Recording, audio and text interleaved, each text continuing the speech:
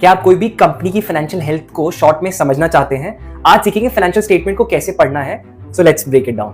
Financial statement company का report card जैसा होता है। ये दिखाता है कि कंपनी कितना अच्छा परफॉर्म कर रही है। डोंट वरी, आपको फाइनेंशियल एक्सपर्ट बनने की जरूरत नहीं है।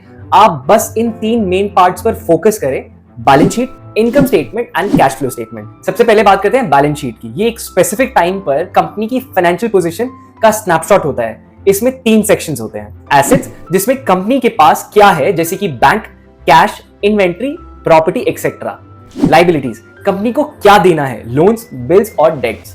इक्विटी, लायबिलिटीज को एसेट से माइनस करके जो अमाउंट बचता है वो शेयर होल्डर्स के लिए होता है। ये कंपनी की नेटवर्थ है। अगर एसेट्स लायबिलिटीज से ज्यादा है तो ये अच्छी बात है। अगला है इनकम स्टेटमेंट या प्रॉफिट एंड लॉस स्टेटमेंट। ये दिखाता है कि कंपनी ने एक स्पेसिफिक पीरियड जैसे क्वार्टर या साल में कितना पैसा कमाया है और कितना खर्चा किया है। इसमें भी 3 सेक्शंस होते हैं। रेवेन्यू, टोटल पैसा जो सेल्स या सर्विसेज से कमाया है। एक्सपेंसेस, बिजनेस चलाने के खर्चे जैसे कि salaries, rent, utilities. Net income, revenue से एक्सपेंसेस माइनस करने के बाद जो बचता है, अगर ये पॉजिटिव है तो कंपनी प्रॉफिट में है।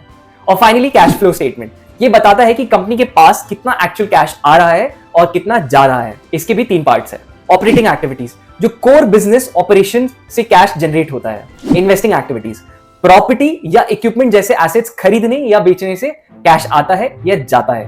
फाइनेंसिंग एक्टिविटीज, लोन्स लेने या शेयर्स इश्यू करने से कैश आता है या डिविडेंड देने या डेट रीपे करने से कैश जाता है। ये स्टेटमेंट दिखाता है कि कंपनी के पास अपने खर्चे कवर करने के लिए कैश है या नहीं।